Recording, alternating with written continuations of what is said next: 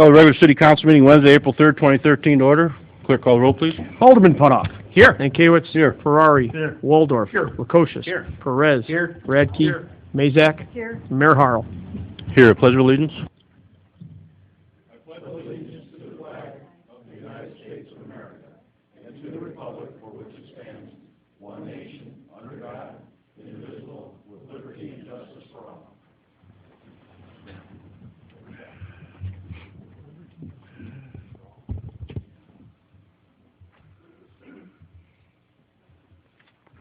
Okay, we'll have a presentation here from, well, I'm going to read a proclamation supporting the Child Abuse Prevention Month from the Youth Service Bureau. And we have a representative here, Nan, if you want to say anything after I read it, feel free.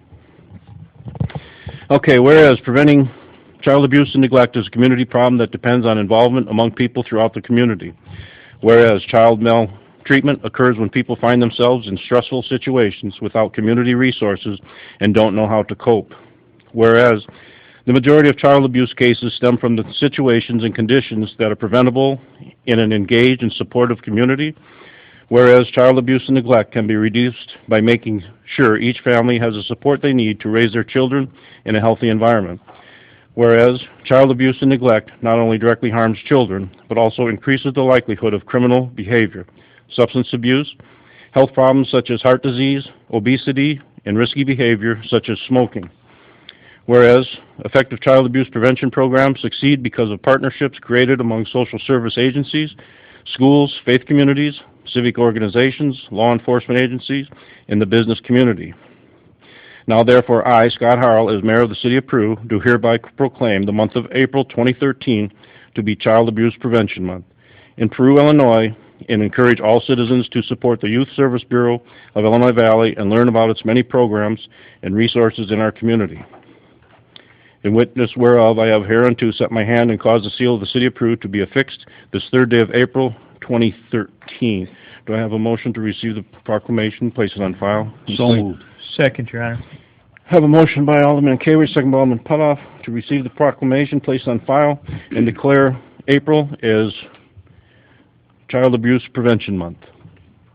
Nan, would you like to say anything?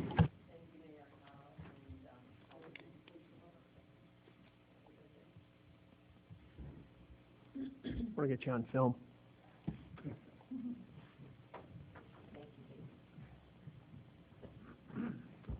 Thank you, everyone, for having me here to represent the children in the Illinois Valley. I have with me a basket of blue ribbon pins. I'd love for everyone to have one, take one, wear it, and help us prevent child abuse by being aware and watching for it. If you see signs of that, we have a 24-hour hotline at Youth Service Bureau. We have an office in LaSalle, Ottawa, Princeton. We have a daycare center in LaSalle, and I hope you're all familiar with those. But across north central Illinois, we have about 500 foster care children. And I just want you to know that child abuse awareness is at epidemic proportions right now. And we all can play a hand in helping to prevent that. So give us a call. Please help us be our ambassadors. And we are very happy to have Peru proclaimed as a child abuse prevention city in the month of April. You're joining Aurora, Rockford, Ottawa, LaSalle, Streeter, Princeton, and Mendota. Thank you very much. All in favor signify by aye. Aye. All opposed? Motion approved. Thank you. I'm going to just leave that basket. Okay. Thank you very much.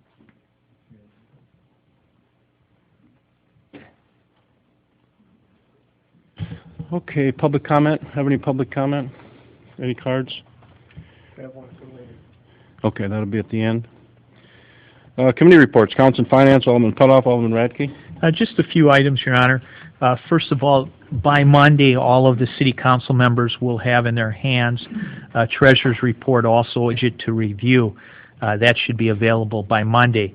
The timelines for it is a public meeting will be held on April 17th, and we will look for a motion to pass the budget on that meeting April 17th. A couple of highlights. It's a balanced budget for next year.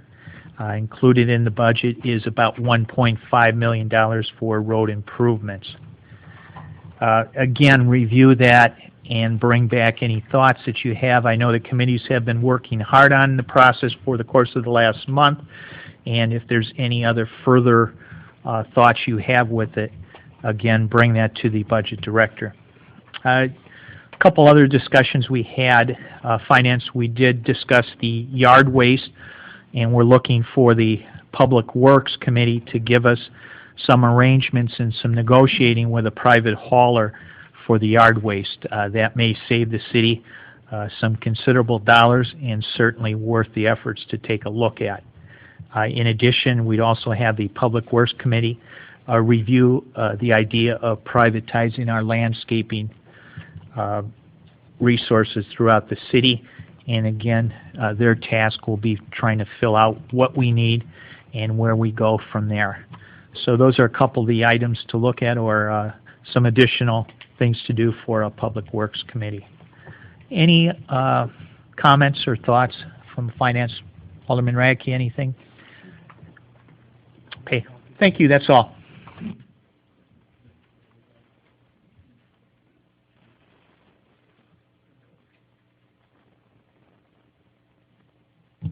Public Works, Alderman Waldorf, Alderman Lukosius. Yes, Your Honor, no electric report at this time. Your Honor, I'd just like to announce that Monday, April 8th at 10 o'clock here at City Hall, we will have a Public Works Committee meeting. Everyone's welcome to attend. And the bids were opened for the street program today. The low bid appears to be Trevero. That will be reviewed at the committee level, and I would like it on the agenda to approve Monday night, please. Gary, do you have anything? I've got it here, I'll read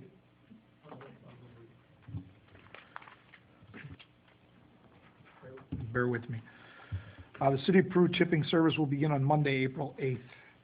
Residents are asked to call Public Works Department at 815-223-2962 to make an appointment. Charges are $20 for each 15 minutes that the chipper is at their residence. Items accepted are tree limbs no more than 4 feet in length or 6 inches in diameter, and bush trimmings. Absolutely no roots or dirt, please. Brush is to be piled by the curb away from any obstruction. Pickup for yard compost bags will also begin on Monday, April 8th. And just as a reminder, only leaves, twigs, grass, brush, and vines will be accepted. Unacceptable items include dirt, rock, sod, animal waste, and garbage. Yard waste must be placed in City of Peru bags only, please. These bags can be purchased at the city clerk's office or at participating local stores. Yard bags are picked up on your regular garbage day. Thank you, and it was in the paper tonight also. Gary, go ahead. Gary, when will the street sweeper go into service? If we get it running, it'll be going Monday. Okay, great, thank you. Mike, do you have anything? No, that's all, Your Honor, thank you. Public Health and Safety, Alderman Ferrari, Alderman Perez. Chief Burnaby, nothing under police? Nothing this evening. Chief King?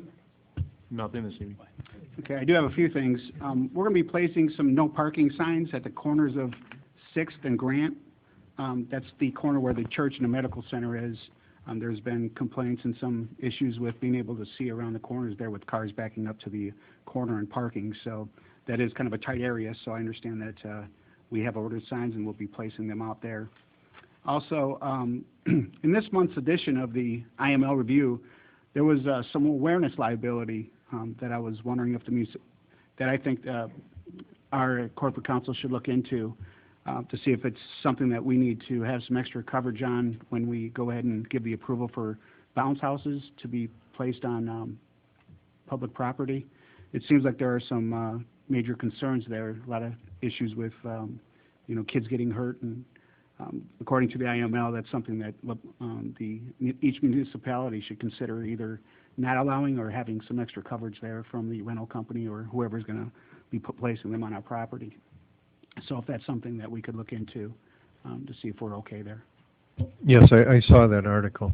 So are you looking for an ordinance on that? That's what I'm thinking.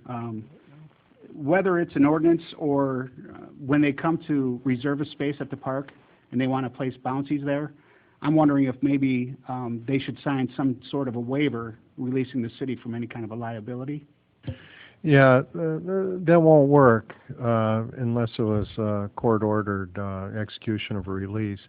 You know, a lot of these times you have the waivers and release of liability, and then you think they're signed by a minor, but a minor can't do anything contractually. So, you know, and even the parent on behalf of the minor, that becomes, you know, a closer issue. But the only way you can guarantee that it would be enforced if the minor was under guardianship and you had a court order authorizing the execution of the release. So, you know, that's the ordinance. If you want to address that, you'd probably be better advised looking at the number of kids that could be in the house or at any one time, and then the company, of course, should have liability with the city as a named insured.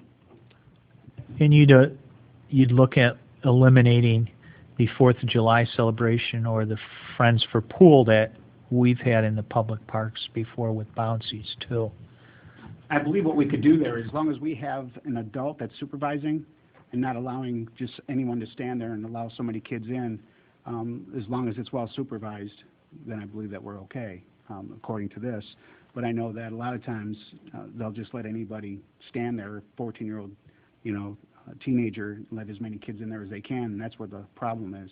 Because when they're coming out or too much weight is inside, that's where kids are getting hurt. I was amazed at the amount of kids that are getting hurt in these things. It was pretty substantial.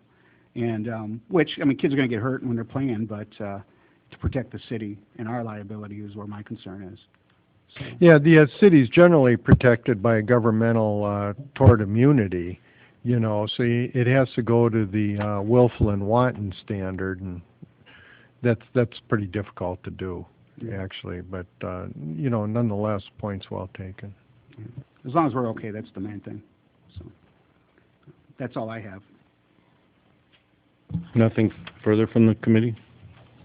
Nope. Okay, public property, Alderman Kewich, Alderman Mazak. Well, Your Honor, there's nothing special tonight other than activities have started in the parks already. This year they've turned the water on and the restrooms are open. And there's been some baseball games. LP was playing up there. Gary, you got anything to add to that? We're in the process of getting all the bathrooms open. Up in Veterans Park, due to the baseball games at LP and in Washington, we have those open. The restrooms are open now for the high school games? Yes, they're taken care of. I did have a question for Jim Putoff. The lights are going up on the Little League diamond, is that right? Can you update us on it, like when they're going to be finished? Or? Hopefully by the end of this week. We may have some minor electrical things on the service itself that once we get the trucks out of there, if it rains, we can still get in there and get it done. So hopefully this week or next week, weather permitting. Since you have the floor, Jim, how do we do on salt this year? Or Gary, I'm sorry.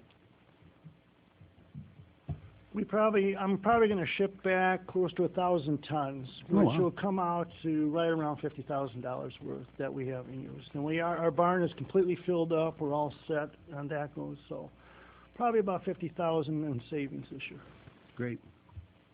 Okay, also, Mr. Perry?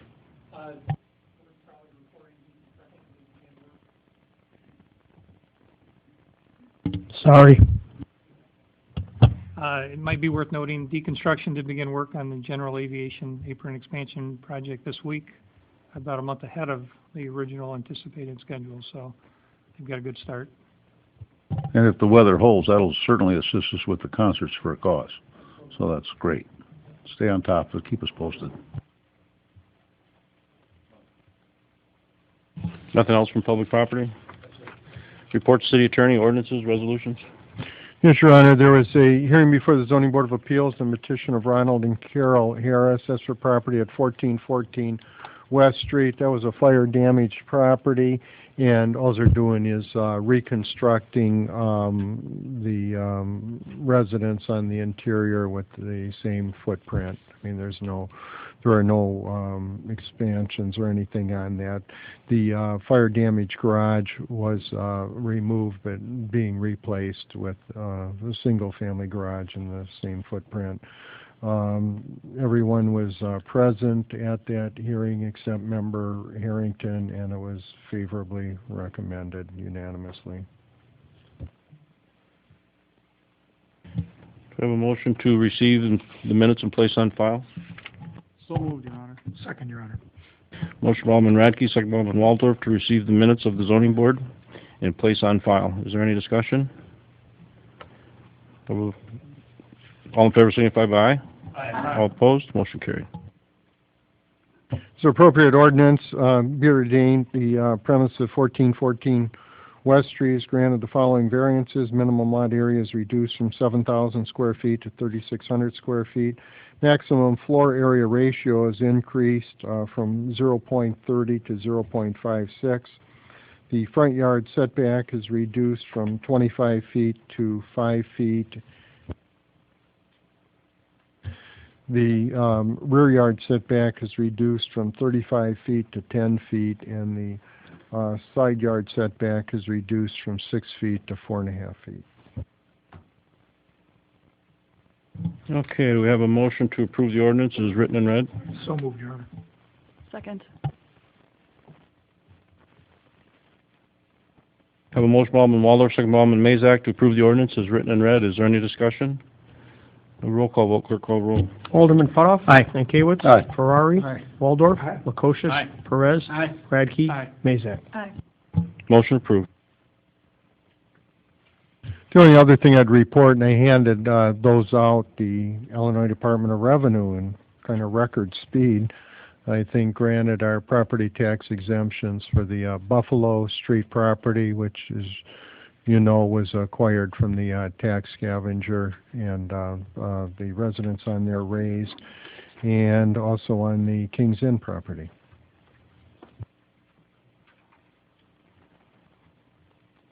Okay, unfinished business. I have as we know, there's an opening on the Recreation Board, and I asked for letters of interest, and we will stop receiving letters of interest on the 8th, and then we'll make an appointment on the 22nd. I have a letter from Mr. Tom Reardon saying that he's interested in the open position on the board, and I have a letter from Mr. Robert Quick. So we have 2 letters so far. Anybody else that's interested, turn in a letter and put your name in the running for the Recreation Board. And once again, at the close of business day on April 8th, which is next Monday, we won't take any more letters of interest at that time. Any other unfinished business? Yes, Your Honor, I've noticed that there's been no further attempts to clean up 3rd and Putnam Street, and that would have expired, the extension, if it was a 30-day expiration this week. And I'm just kind of curious, we extended that out 35 days, and I was wondering, Frank, why we did 35 days and not 30.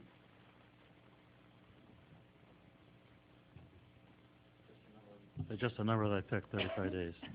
Well, it just so happens that 5th day, going into that 35 days, puts us just 2 days over where it's redistricted, and that's the 3rd ward. So I'd just like to make a note that I'm going to continue following that property, even if it becomes a 3rd ward. So, you know, it's an obligation I feel I have, and I'm sure the 3rd ward alderman will also be working on that. But I just kind of found that interesting how that went 35 days instead of 30, which put it just 2 days over the redistrict. So, thank you. Nothing further. Anybody else with any unfinished business? New business. Do we have any new business? I have something I'd like to discuss. The IML expenses from the convention last fall. I would have liked to discuss this at a roundtable meeting had we had one. I think we could have worked out some issues. But I think we can cut expenses, and I think we should look at, instead of having no limits, using the IRS per diem rates. The per diem rate as of October 1st, 2012, which would have been in effect at that time of the convention, were $242 per day for Chicago.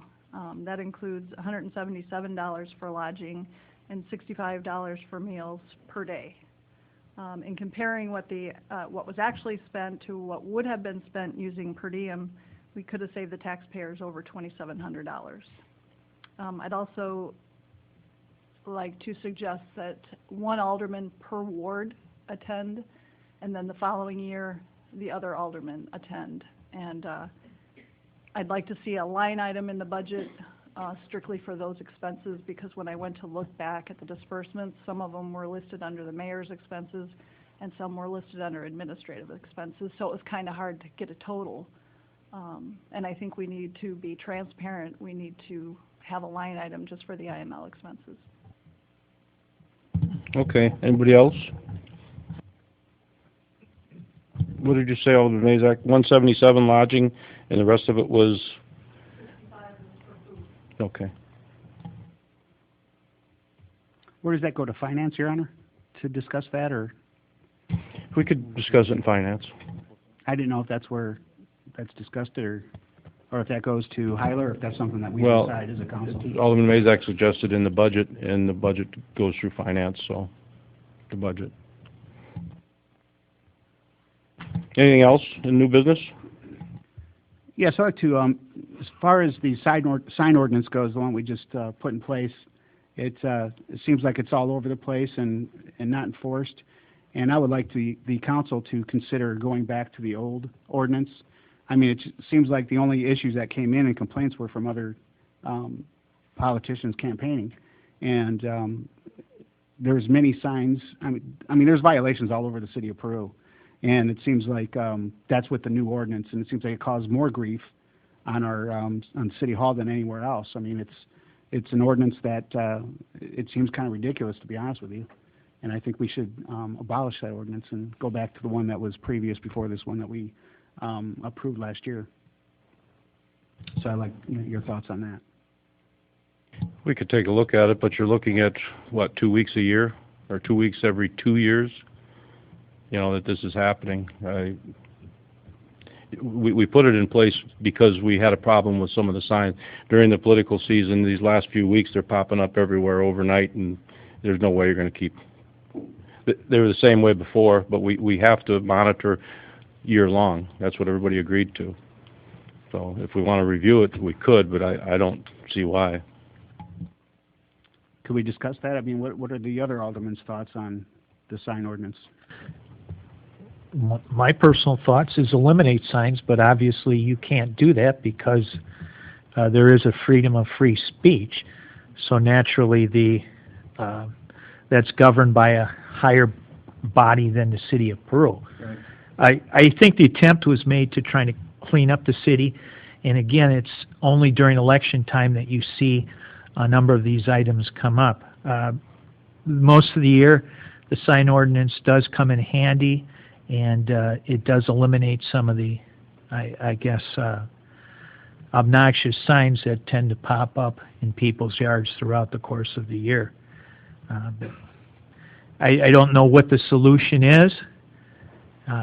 Again, I think a lot of people get irritated about the amount of signs in the city, and particularly during political campaigns, but really I don't think there's much you can do about it from a city standpoint. It would need to go back to the Zoning Board of Appeals. That's the board that recommended the original sign ordinance.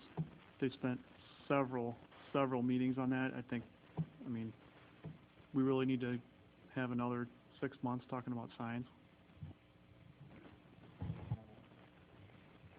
Since we're on the campaign trail and the election is next week, I was wondering if the media could remind the residents of Peru about the redistrict, and when they go into the polls next week, they're going to be voting for the third ward. A lot of them will be voting for different wards, so just a reminder to them if we could. I think that's a good idea. Someone last week mentioned about voting for a certain candidate, and I said, no, you're going to be in a different ward next week when you do go vote. So if we could put a reminder out, I think that would be great. I have nothing further. Any other new business? Petitions, communications? Nothing, Your Honor. Public comment. I see, Dick, you wanted to speak?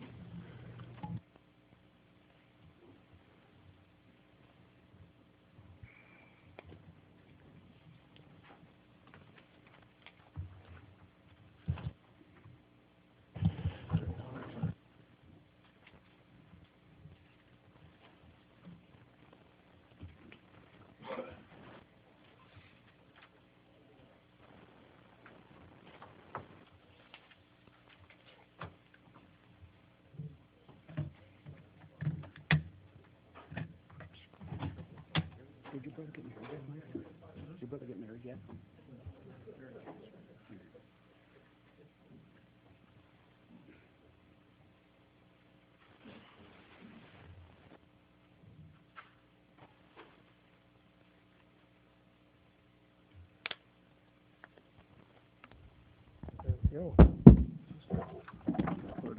Sure.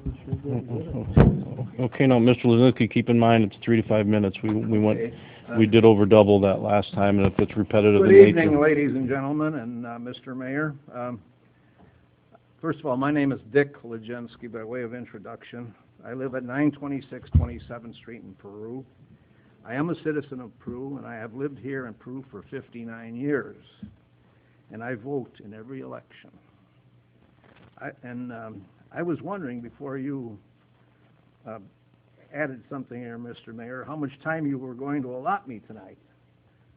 And the reason I ask, Mr. Mayor, is that during the trial of my son Michael, you had no time limits on the prosecutor or on the apprentice judge. And I said, apprentice judge. They took as much time as they needed, yet when I appeared here on March 20th, I was limited to 3 to 5 minutes, and only after debating with you did I get more time, was I allowed additional time. And while you interrupted me and harassed me, I put up with it, and you put up with me. But my reason for being here then was to complain as to how poorly the hearing was conducted. And I mean that sincerely. A freshman in high school could have conducted a more professional hearing. It especially disturbed me that the accuser was not required to be in attendance. The accuser was not in attendance. No one testified on behalf of the accuser, and the accuser could not be asked any questions about the charges she filed. Now just think about that.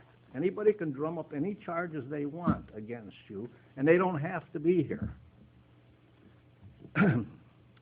Anyway, it was indeed, to me, what I entitled and what I found through definition from a legal journal, it was indeed a kangaroo court. And what surprised me greatly was that the judge had never conducted a trial before. Never before in her lifetime had she conducted a hearing. Yet here she was, sitting as a judge in the city of Peru, and that teased me off. And I asked, are we running a training camp for judges here in Peru? I never got an answer. Further surprised, what really surprised me, is that the judge worked for the prosecutor. Think of that. I want you to really think about it. The judge works for the prosecutor. So how can she rule independently? Anyway, yet with no accuser in attendance and with 2 witnesses testifying that the charges were false, were drummed up, there was no confrontation. They testified there were no hard words used. The judge found Michael Legensky guilty or liable. After a poorly conducted hearing, amateurish in nature, you have the right to dismiss the charges. I'm addressing this to the City Council, and that is what should be done. This was indeed a kangaroo court. What you have done here in Peru, and I want the citizens to think about this here, is you are representing the people of Peru, yet you're sticking it to the citizens of Peru. You do not represent justice here in Peru. You are not promoting justice. What you have done is replace justice with a fundraiser for revenue. That's strictly what this is. It's a revenue generator.